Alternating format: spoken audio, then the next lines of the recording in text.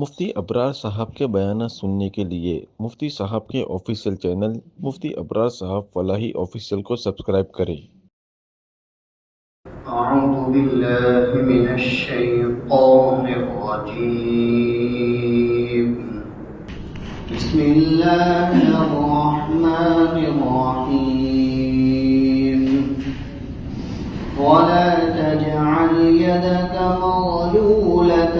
إلى عنقك ولا تبسطها كل البسط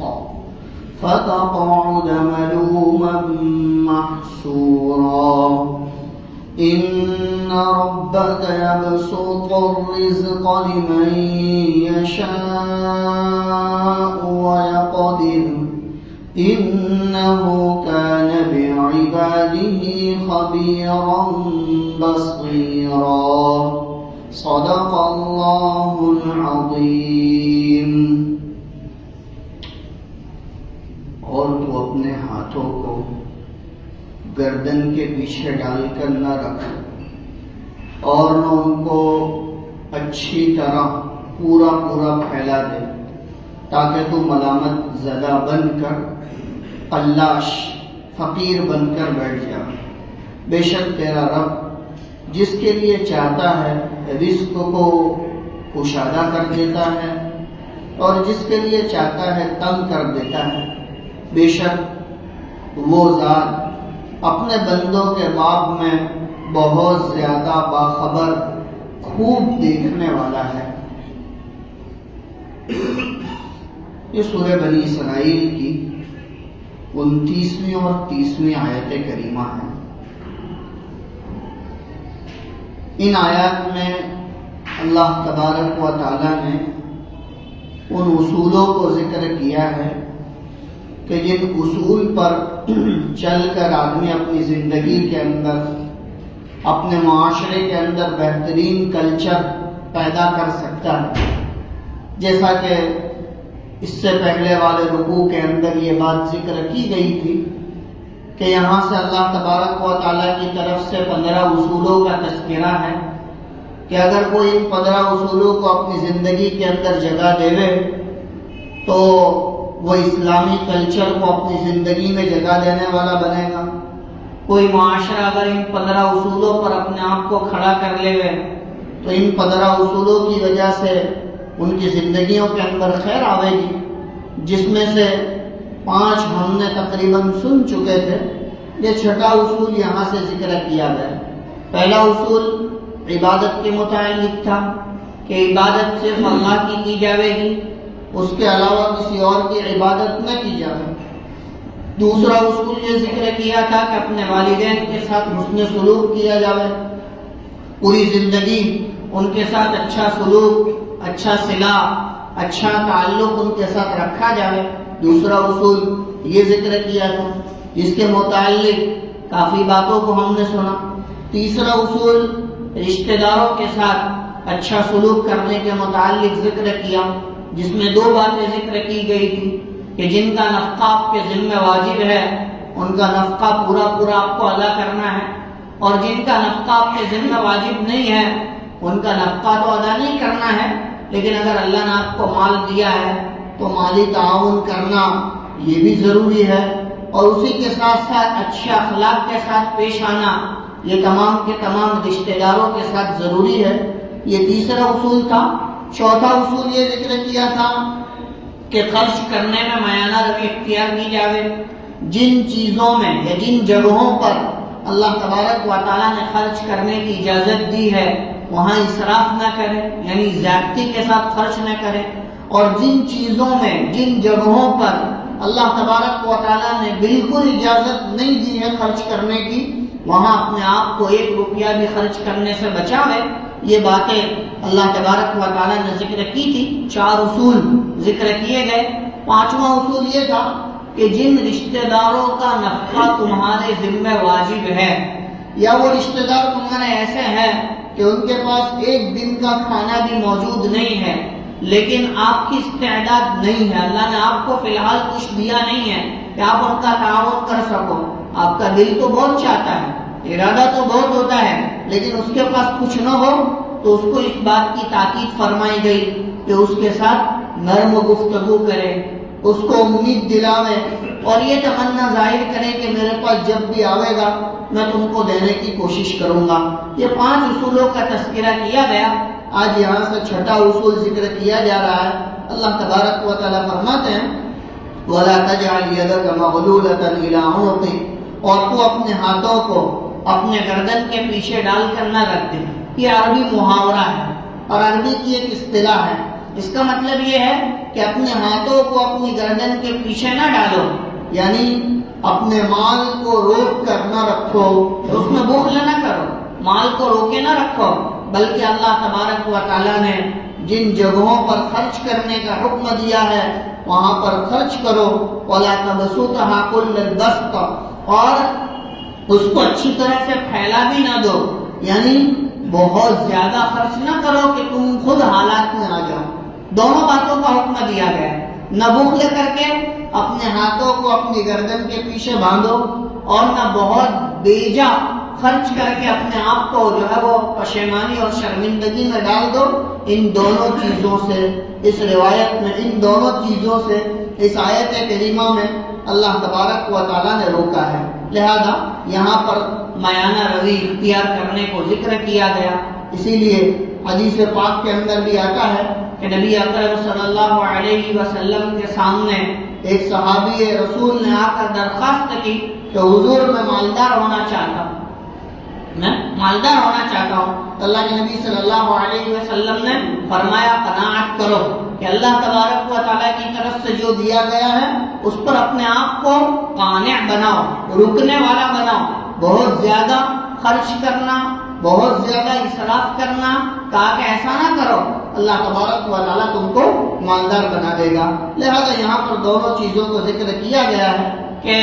آدمی اپنے مال کے اندر بخل بھی نہ کرے اور بہت زیادہ خرچ بھی نہ کرے۔ یہ دونوں چیزیں خطرے کی گھنٹی ہے۔ بخل کے باب میں تو بہت ساری روایتیں اللہ کے رسول صلی اللہ علیہ وسلم نے بھی ذکر فرمائی ہے کہ بخیل آدمی جنت تک نہیں پہنچے گا۔ اور بخل کہتے ہیں اللہ تبارک و تعالیٰ کے حکموں پر اپنے مال کو خرچ نہ کرنا، جیسا کہ میں نے بتلایا کہ جو نفقات آدمی کے ذمہ واجب ہے ان نفقے کو دینا اس کے لیے ضروری ہے۔ اگر وہ اس نفقے کو ادا نہیں کرتا وہ گنہگار ہوگا، اللہ تبارک و تعالیٰ کی معصیت کرنے والا بنے گا۔ تو لہذا جو نفقات اس کے ذمہ واجب ہیں ان کو ادا کیا جائے۔ لہذا فرمایا وَلَا تَجْعَلْ يَدَكَ مَغْلُولَةً إِلَىٰ عُنُقِكَ، اور تو اپنے ہاتھ کو اپنے گردن کے پیچھے روک کر نہ رکھ دے، یعنی بخل نہ کر۔ جیسا کہ روایتوں میں ذکر کیا گیا ہے، جب آدمی سوتا ہے اور سو کر جب صبح میں اٹھتا ہے تو ایک فرشتہ اعلان کرتا ہے کہ اللہ تیرے نام پر خرچ کرنے والے کو بدل عطا فرما، اللہم اللہ جو ہے وہ اللہم آتی منفقا خلفا، کہ اللہ تیرے نام پر خرچ کرنے والے کو بدل عطا فرما، اور اللہم آتی ممسکا جو ہے وہ تلفا، اے اللہ جو لوگ اپنے مال کو روک کر رکھتے ہیں ان کے مالوں کو ہلاک کر دیں۔ لہذا انفاق خرچ کرنا یہ اللہ تبارک و تعالیٰ کی بہت بڑی نعمت ہے۔ اس کے ذریعے سے اللہ رب العزت نے انسانوں کو بہت نوازا ہے۔ اسی وجہ سے حضرت اسماء رضی اللہ تعالیٰ عنہ جو حضرت زبیر رضی اللہ عنہ کی بیوی ہے اور حضرت ابوبکر صدیق رضی اللہ عنہ کی بیٹی ہے، انہوں نے ایک مرتبہ رسول اللہ صلی اللہ علیہ وسلم سے یہ بات دریافت کی کہ حضور ہم اتنا نہیں کماتے کہ ہمارے پاس مال جمع ہو جائے، ہمارے پاس مال جمع ہوتا نہیں ہے، اتنا کماتے نہیں ہے، جتنا کماتے ہیں اتنا خرچ ہو جاتا ہے، اور بسا اوقات ہمارے گھروں پر کوئی فقیر آتا ہے، کوئی محتاج آتا ہے تو ہم ان کو عطا کریں یا نہ کریں، یعنی ہمارے پاس مال بہت زیادہ نہیں ہے لیکن اس کے باوجود کوئی فقیر آتا ہے، کوئی مانگنے والا آتا ہے تو ہم اس کو عطا کریں یا نہ کریں۔ اللہ کے نبی صلی اللہ علیہ وسلم نے فرمایا کہ جب تمہارے در پر، تمہارے دروازے پر کوئی محتاج آوے، کوئی فقیر آوے تو اس کو عطا کرو، اس کو دو، اللہ تبارک و تعالیٰ تم کو اس کا بہترین بدلہ عطا کرے گا۔ لہذا ایسے موقع پر بھی خرچ کرنے کا حکم دیا جب آدمی اتنا کماتا ہو جتنی اس کی ضرورت ہے، اور ضرورت کے بقدر کمانے والے کو بھی خرچ کرنے کا حکم دیا۔ تو لہٰذا جس کے پاس زیادہ ہو، جس کے پاس ضرورت سے زیادہ ہو، اس کو خرچ کرنے کی کتنی تاکید ذکر کی جائے گی۔ اسی وجہ سے مستدرک حاکم میں اور حضرت مسند امام احمد رحمۃ اللہ علیہ کی کتاب کے اندر ایک روایت نقل کی ہے کہ صدقہ 70 شیطانوں کے جڑوں کو توڑ کر نکلتا ہے، کہ شیطانوں کی محنت ہوتی ہے کہ یہ صدقہ نہ نکالے، کیوں؟ اس لیے کہ صدقہ کہا کہ اس کی نیکیوں کے اندر جو ہے وہ بڑھاوا کر دے گی۔ اسی وجہ سے وہ جو روایت جو اوپر ذکر کی گئی، اے اللہ تو خرچ کرنے والے کو بہترین بدلہ عطا فرما۔ علامہ قرطبی رحمۃ اللہ علیہ نے اس روایت کی تفسیر میں یوں نقل کیا ہے کہ اللہ تبارک و تعالیٰ کے فرشتے یہاں پر یہ دعا کر رہے ہیں کہ اللہ جو لوگ تیرے دیے ہوئے مال کو تیرے راستے میں خرچ کرتے ہیں تو ان کو عبادتوں کی توفیق عطا فرما۔ یہاں اللہ کے نام پر خرچ کرنے سے اللہ عبادتوں کی بھی توفیق عطا فرماتا ہے، اور اللہ کے نام پر خرچ کرنے سے اللہ تبارک و تعالیٰ مال کے اندر بڑھوتری کی بھی جو ہے وہ ذکر فرماتا ہے۔ تو لہذا یہاں پر روایت میں ذکر کیا گیا کہ ایک جو ہے وہ صدقہ 70 شیطانوں کے جبڑے کو توڑ کر نکلتا ہے، یعنی شیطانوں کی یہ کوشش ہوتی ہے کہ یہ صدقہ نہ دے، اللہ کے نام پر نہ دے، تاکہ اس کا صدقہ اس کی نیکیوں میں اضافہ کر دے گا، اس کا صدقہ اس کی جنت کو جو ہے وہ اس سے قریب کر دے گا۔ اس وجہ سے جو ہے وہ صدقے کی بڑی اہمیت ذکر فرمائی گئی، اور بعض روایتوں میں تو یوں فرمایا گیا کہ تم اپنے مریضوں کا علاج صدقے کے ذریعے سے کرو۔ عام طور پر آدمی سمجھتا ہے کہ مریض کا علاج دوائی کے ذریعے سے ہوتا ہے، لیکن اللہ کے رسول صلی اللہ علیہ وسلم فرماتے ہیں کہ تم اپنے مریضوں کا علاج صدقے کے ذریعے سے کرو، یعنی اس کا علاج سب سے پہلے صدقے کے ذریعے ہو، کہ اگر گھر میں کوئی بیمار ہے تو پہلے اس کے لیے صدقہ دیا جاوے اور پھر اس کے بعد اس کا علاج شروع کیا جاوے۔ تو کہا کہ یہ صدقات بیماریوں کو دفع کرتے ہیں۔ ایک مرتبہ اللہ کے رسول صلی اللہ علیہ وسلم کا گزر بازار پر سے ہوا، وہاں تاجروں کا مجمع تھا۔ اللہ کے نبی صلی اللہ علیہ وسلم نے فرمایا تاجروں کو مخاطب کر کے کہ تم اپنے مالوں میں سے صدقہ دیا کرو، تم اپنے مالوں میں سے صدقہ دیا کرو۔ کیوں؟ اس لیے کہ تم اپنی تجارت میں بسا اوقات بھول سے جھوٹ بول دیتے ہو، یا کبھی کبھار تم سے کوئی کوتاہی ہو جاتی ہے تو یہ صدقہ تمہاری اس کوتاہی کی تلافی کر دے۔ کہ آدمی بسا اوقات جھوٹ بولنا تو نہیں چاہتا ہے لیکن جھوٹ نکل جاتا ہے، یا اس کے علم میں نہیں ہوتا ہے اور اس سے کوئی ایسی بات نکل جاتی ہے جو اس مبی کے اندر، اس مال کے اندر موجود نہیں ہوتی ہے، تو وہ جھوٹ ہو جاتا ہے، بسا اوقات دھوکہ ہو جاتا ہے۔ حالانکہ آدمی کا کوئی ایسا ارادہ ہوتا نہیں ہے، نہ دھوکہ دینے کا ارادہ ہوتا ہے نہ جھوٹ بولنے کا ارادہ ہوتا ہے، لا علمی کی وجہ سے، معلوم نہ ہونے کی وجہ سے، یا کبھی بھول میں جلدی میں ہونے کی وجہ سے نکل جاتا ہے۔ تو اللہ کے نبی صلی اللہ علیہ وسلم نے تاجروں کو اس بات کی تاکید فرمائی کہ تم لوگ اپنی تجارت کے اندر بسا اوقات جھوٹ بول دیتے ہو، یا تمہاری زبانوں سے جھوٹ نکل جاتا ہے، تو اس کی تلافی یہ ہے کہ تم صدقات ادا کرتے رہا کرو، یعنی اسی نیت سے صدقہ دیا جاوے کہ اللہ میری تجارت کے اندر مجھ سے اگر کوئی کمی رہ گئی ہو، کبھی میں نے کوئی جملہ ایسا بول دیا ہو جو نہ بولنا چاہیے تھا، یا کبھی کوئی گاہک کے ساتھ میرا سلوک غلط ہو چکا ہو، تو یا اللہ میں یہ صدقہ اسی نیت سے ادا کرتا ہوں کہ تو میرے مال کو پاکیزہ فرما۔ لہذا اللہ تبارک و تعالیٰ اس کے حلال مال کو پاکیزہ فرماتے ہیں۔ تو لہذا روایتوں کے اندر خرچ کرنے کی بھی تاکید فرمائی ہے، وَلَا تَجْعَلْ يَدَكَ مَغْلُولَةً إِلَىٰ عُنُقِكَ، اور تو اپنے ہاتھ کو اپنے گردن کے پیچھے باندھ کر نہ روک دے، وَلَا تَبْسُطْهَا كُلَّ الْبَسْطِ، اور تو اس کو اچھی طرح سے پھیلا نہ دے۔ پھیلا دینے کا مطلب یہ ہے کہ اتنا خرچ کرے کہ اپنے پاس کچھ رہے ہی نہیں، اپنی ضرورت کا نہ رہے، تو کہا اس سے بھی منع کیا۔ حالانکہ صحابہ کرام رضی اللہ عنہ کا معمول اس کے برخلاف تھا، ان کا خرچ کرنے کا ایسا معمول تھا کہ وہ اپنا سارا مال خرچ کر کے اس کے بعد بھی ان کی پیشانیوں پر بل نہیں پڑتے۔ حضرت ابوبکر صدیق رضی اللہ عنہ نے غزوہ تبوک کے موقع پر اپنا سارا مال خرچ کر، اور حضرات مفسرین نے لکھا ہے کہ صحابہ کرام رضی اللہ عنہم میں سے کثیر اکثر صحابہ ایسے تھے کہ وہ اپنے پورا جان مال لگانے کو تیار رہتے،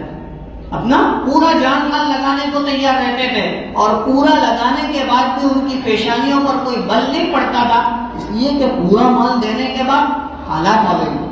بھوک آئے گی، فاقہ آئے گا، پریشانیاں آئے گی، تو پھر اگر ایمان کمزور ہے تو ڈگمگائے جائے گا۔ اسی لیے ایک روایت میں اللہ کے نبی صلی اللہ علیہ وسلم فرماتے ہیں، حدیث قدسی ہے جس میں خود اللہ تبارک و تعالیٰ فرماتے ہیں کہ میرے بعض بندے ایسے ہوتے ہیں کہ میں ان کو مال دیتا ہوں، اس وجہ سے مال دیتا ہوں کہ اگر یہ مال ان کو نہ دوں ان کا ایمان ڈگمگا جائے، میں اس لیے مال دیتا ہوں ان کو تاکہ ان کے پاس مال رہے اور یہ مال کی بنیاد پر ایمان پر بھی باقی رہے اور عبادتوں پر بھی باقی رہے۔ اور بعض میرے بندے ایسے ہوتے ہیں کہ میں ان کو مال نہیں دیتا ہوں، ناداری میں، فقیری میں رکھتا ہوں، کیوں؟ اس لیے کہ ان کے لیے فقر ہی زیادہ بہتر ہے، اگر میں ان کو مال دے دوں تو یہ اپنے ایمان سے ہاتھ دھو بیٹھے، اپنے ایمان سے ہاتھ دھو بیٹھے۔ لہذا اللہ تبارک و تعالیٰ کا نظام ہے کہ اللہ تبارک و تعالیٰ بسا اوقات مال اللہ رب العزت دیتا ہے اور بسا اوقات روک دیتا ہے، دونوں میں اللہ کی حکمتیں ہیں۔ اللہ رب العزت ہر چیز کے ذریعے سے بندے کو آزماتا ہے، لہذا ہمیشہ اللہ تبارک و تعالیٰ سے یہ دعا کرنی چاہیے کہ اللہ کو مال اور اولاد دونوں کے ذریعے سے ایمان کے باب میں نہ آزما، کہ جس کو اس کے ذریعے سے آزمایا گیا وہ ہلاک ہو جائے، کہ مال کے ذریعے سے آزمایا اللہ نے تو ایمان چلا جائے گا، اور اولاد کے ذریعے سے آزمایا تاکہ تب بھی ایمان رخصت ہو جائے گا۔ لہذا یہاں پر حدیث قدسی کے اندر بہت زبردست بات اللہ تبارک و تعالیٰ نے ذکر کی ہے کہ میرے بعض بندے ایسے ہوتے ہیں کہ میں ان کو مال دیتا ہوں، کیوں دیتا ہوں؟ کہ اگر مال نہ دوں تو ان کے ایمان کے اوپر جمنا مشکل ہو جائے، ایمان سے ہاتھ دھو بیٹھے، ایمان چھوڑ کر چلے جائے۔ اور میرے بعض بندے ایسے ہوتے ہیں کہ ان کو میں مال نہیں دیتا ہوں، ان کو فقر میں رکھتا ہوں، غربت میں رکھتا ہوں، کیوں؟ اس لیے کہ غربت ہی ان کے لیے زیادہ مناسب ہے کہ یہ غریب ہے کہ ایمان پہ باقی ہے، اگر میں ان کو مال دے دوں گا تو یہ ایمان چھوڑ کر نکل جائیں گے۔ لہذا دونوں چیزوں کو اللہ تبارک و تعالیٰ نے ذکر کیا، ضرورت کے موقع پر مال خرچ کرنے کی بھی تاکید عطا فرمائی، اور جو ہے وہ بہت زیادہ خرچ کرنے سے بھی منع فرمایا کہ آدمی مایانہ روی اختیار کرے، اعتدال اس کو پسند کیا گیا ہے کہ جو آدمی معتدل رہے گا اللہ تبارک و تعالیٰ اس کے مال میں بھی برکت عطا فرمائیں گے اور اس کو مزید بھی عطا فرمائیں گے، اور جس کا ہاتھ بہت چھوٹا ہوگا کہا کہ وہ اپنے مال سے بھی ہاتھ دھو بیٹھے گا اور بسا اوقات اللہ کے حکموں کو بھی توڑ دے گا۔ اس لیے آدمی کو چاہیے کہ جب تک اپنی ذات کا تعلق ہو میانہ روی اختیار کرے، اعتدال اختیار کرے، اور جب اللہ کے نام پر دینے کی باری آوے تو کہا کہ آدمی دل کھول کر دے۔ حضرت عثمان رضی اللہ عنہ کا واقعہ بہت مشہور ہے، کئی مرتبہ ہم نے سنا ہوگا کہ ایک مرتبہ نبی اکرم صلی اللہ علیہ وسلم نے ایک فقیر کو حضرت عثمان رضی اللہ عنہ کے مکان پر بھیجا کہ جاؤ اللہ کے نبی، اس سے پہلے آیا روایت میں کہ حضور علیہ السلام کا یہ معمول تھا کہ جب کوئی آپ سے مانگنے کے لیے آتا آپ کے پاس ہوتا آپ دے دیتے، نہیں ہوتا بات کا وعدہ فرما دیتے، یا کبھی کبھی ایسا فرماتے کہ آپ اپنے حوالے سے کسی صحابی کے پاس بھیج دیتے کہ جاؤ فلاں کے پاس جاؤ میرا نام لو وہ دے دے گا۔ لہذا ایک فقیر حضرت نبی اکرم صلی اللہ علیہ وسلم کے پاس مانگنے کے لیے آئے، اللہ کے نبی صلی اللہ علیہ وسلم نے حضرت عثمان رضی اللہ عنہ کا حوالہ دیا کہ جاؤ ان سے جا کر لے لو۔ یہ آدمی وہاں پر پہنچا اور وہاں جا کر ابھی تو ان کے دروازے پر دستک بھی نہیں دی تھی کہ حضرت عثمان رضی اللہ عنہ کا ان کی بیوی کے ساتھ جھگڑنے کی آواز آ رہی کہ حضرت عثمان رضی اللہ عنہ اپنی بیوی کے ساتھ جھگڑ رہے۔ کس بنیاد پر جھگڑ رہے؟ اس بنیاد پر جھگڑ رہے ہیں کہ رات میں جو دیا جلایا گیا تھا اس میں جو لو ہوتی ہے روئی کی وہ تو نے تھوڑی موٹی کر دی تھی کہ جس کی وجہ سے تیل زیادہ استعمال ہو، کہ اگر تو اس کو تھوڑی پتلی رکھتی تو کہا تیل کم استعمال ہوتا اور رات بھر یہ دیا جلتا رہتا، یہ لو یہ روئی تو نے موٹی کر دی جس کی وجہ سے تیل زیادہ استعمال ہو گیا۔ تو وہ آدمی حیران رہ گیا کہ جو آدمی اپنی بیوی کے ساتھ اتنی معمولی بات کے اندر جھگڑا کر رہا ہوگا تو مجھے کیا دے گا، میری ضرورت کیا پوری کرے گا؟ لہٰذا وہ واپس چلے گئے اور اللہ کے نبی صلی اللہ علیہ وسلم کے پاس گئے اور کہا کہ وہاں تو ایسا ماجرا ہے جس آدمی کے پاس آپ نے لینے کے لیے بھیجا تھا، کہا کہ وہ آدمی اپنی بیوی کے ساتھ ایک معمولی سی بات میں جھگڑ رہا تھا۔ اللہ کے نبی صلی اللہ علیہ وسلم نے کہا تم نے ان سے ملاقات کی؟ تم ان سے ملے، اپنی ضرورت بیان کی، کہا کہ نہیں میں ملا نہیں، کہتے ایسے ہی واپس آ گئے۔ حضرت نبی اکرم صلی اللہ علیہ وسلم نے فرمایا کہ جاؤ، جا کر ملاقات کرو، ملو۔ لہٰذا وہ دوبارہ گئے اور جانے کے بعد ملاقات کی، اور حضرت عثمان رضی اللہ عنہ سے کہا کہ اللہ کے رسول صلی اللہ علیہ وسلم نے بھیجا ہے، میں اپنی ضرورت لے کر آیا ہوں، مجھے جو ہے وہ کچھ چاہیے۔ لہذا گئے اور جو ہے وہ درہم اور دنانیر کی جو تھیلی بھری ہوئی تھی اشرفیوں کی، وہ اٹھا کر لائے اور دے۔ وہ دیکھ کر حیران ہو گئے کہ جو آدمی اپنی بیوی کے ساتھ اتنی معمولی چیز کے باب میں جھگڑ رہا ہو، اتنی بڑی درہم اور دینار کی تھیلی اٹھا کر دے دے رہے، تعجب میں پڑ گیا کہ دیتا ہوگا۔ لہذا پوچھا کہ ارے بھائی ذرا اتنا تو بتاؤ کہ تم اپنی بیوی کے ساتھ ایک لو کے باب میں، ایک روئی کے باب میں جھگڑ رہے تھے اور مجھے پوری جو ہے وہ یہ دے دی، پوری تھیلی دے دی اٹھا کر۔ تو حضرت عثمان رضی اللہ عنہ نے کہا کہ بھائی وہ جو معاملہ تھا وہ میرا ذاتی معاملہ تھا، میری زندگی کا معاملہ تھا، اور یہ جو دینا ہے وہ اللہ کے نام پر دینا ہے۔ لہذا میں اپنی ذاتی معاملے میں تو ہمیشہ قناعت کرتا ہوں، اپنے ذاتی معاملے میں ہمیشہ کمی اختیار کرتا ہوں، لیکن جب اللہ کے نام پر دینے کی باری آتی ہے تو دل کھول کر دیتا ہوں۔ تو لہذا صحابہ کرام رضی اللہ عنہ کا یہ معمول تھا کہ خود فاقوں سے ہوتے تھے، خود کے جوتے ایسے ہوتے تھے کہ اس پر تسمے لگے ہوئے ہوتے تھے۔ ہم نے سنا نا کہ امیر المومنین حضرت عمر ابن خطاب رضی اللہ عنہ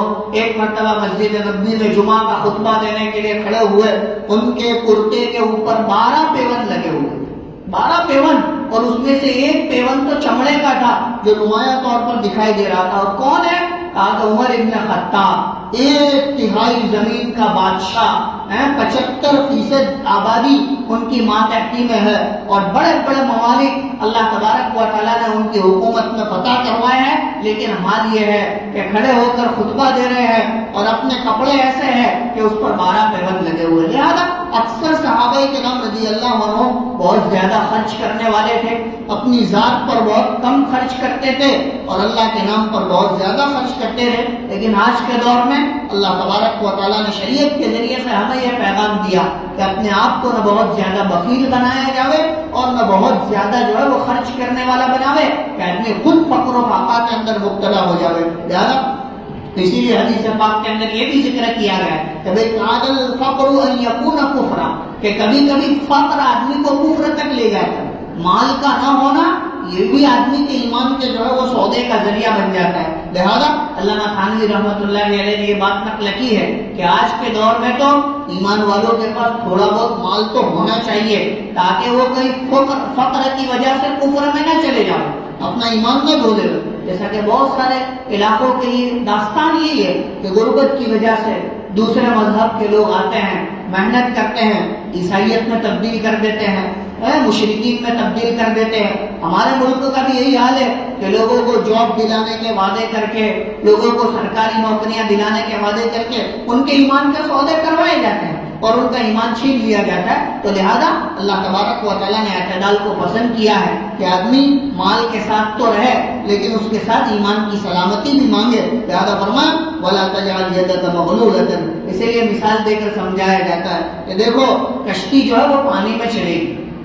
کشتی پانی میں چلے گی، لیکن جب تک پانی نیچے ہے اور کشتی اوپر ہے وہاں تک سلامتی ہے۔ کہا کہ جب پانی کشتی میں آنا شروع ہو گیا تو کہا کہ خطرہ ہے۔ کہا کہ یہی حال دنیا کا ہے کہ دنیا کی محبت نیچے رہے گی اور آدمی اس کے اوپر چلے گا۔ کہا کہ جب یہ اندر آنا شروع ہوئی تو انسان کی کشتی ڈوبنا کہا کہ شروع ہو جاتی ہے۔ وَلَا تَجْعَلْ يَدَكَ مَغْلُولَةً، اور تو اپنے ہاتھ کو پیٹھ کے گردن کے پیچھے ڈال کے نہ رکھ، وَلَا تَبْسُطْهَا كُلَّ الْبَسْطِ، اور اس کو ایسا اچھی طرح سے نہ پھیلا دے، فَتَقْعُدَ مَلُومًا مَحْسُورًا، ورنہ تو ملامت زدہ قلاش فقیر بن کے رہ جاوے گا۔ ان ربک یبسط الرزق لمن یشاء ویقدر، بے شک تیرا رب جس کے لیے چاہتا ہے رزقوں کو کشادہ کر دیتا ہے اور جس کے لیے چاہتا ہے تنگ کر دیتا ہے۔ انہ کان بعبادہ خبیرا بصیرا، بے شک وہ اپنے بندوں کے باب میں بہت زیادہ باخبر، خوب دیکھنے والا ہے۔ لہذا اس کو صورتحال سب معلوم ہے کہ کس کو کتنا دینا اور کس کو کتنا نہ دینا۔ کبھی بھی اللہ تبارک و تعالیٰ بندے کو نہ اس کے مقدر سے کم دیتا ہے نہ اس کے مقدر سے زیادہ دیتا ہے. جتنا اللہ کی طرف سے طے ہے وہ اتنا آدمی کو مل کر رہے گا. لہٰذا اللہ کے وعدوں پر آدمی کو یقین کرنا چاہیے, اللہ کی ذات سے اچھا گمان کرنا چاہیے. کسی کو زیادہ دیا ہے, آپ کو کم دیا ہے, تو اس کا مطلب یہ نہیں کہ اللہ کے یہاں انصاف نہیں ہے. کہا کہ یہ دنیا کا نظام ہے, کسی کو زیادہ دیا جاتا ہے, کسی کو کم دیا جاتا ہے. جن کو دنیا کے اندر زیادہ دیا ہے آخرت میں وہ کمی میں رہیں گے, اور جن کو دنیا کے اندر کم دیا ہے اللہ تبارک و تعالیٰ آخرت میں ان کو زیادہ عطا فرمائیں گے. اسی وجہ سے روایت میں ذکر کیا گیا کہ ایمان والوں میں سے ایک بہت بڑی جماعت تو وہ ہوگی جو مرنے کے بعد قیامت میں میدان حشر میں بغیر حساب کتاب کے جنت میں داخل ہو جائیں گے, جبکہ امت کے مالدار حساب کتاب کے چکر میں پھنسے ہوئے ہوں گے. آگے پھنسے ہوئے ہوں گے. ایسے وقت میں یہ لوگ جنت میں داخل بھی ہو چکے ہوں گے اور جنت کی نعمتوں کو بھی حاصل کر رہے ہوں گے. اللہ تبارک و تعالیٰ سے دعا ہے اللہ ہر حال میں اس کا شکر ادا کرنے کی توفیق عطا فرمائے, اور جتنی نعمتیں اللہ نے دی ہے ساری کی ساری نعمتیں اللہ تبارک و تعالیٰ اس کی اطاعت اور اس کی فرما برداری میں خرچ کرنے کی توفیق عطا فرمائے. وآخر دعوانا ان الحمد للہ.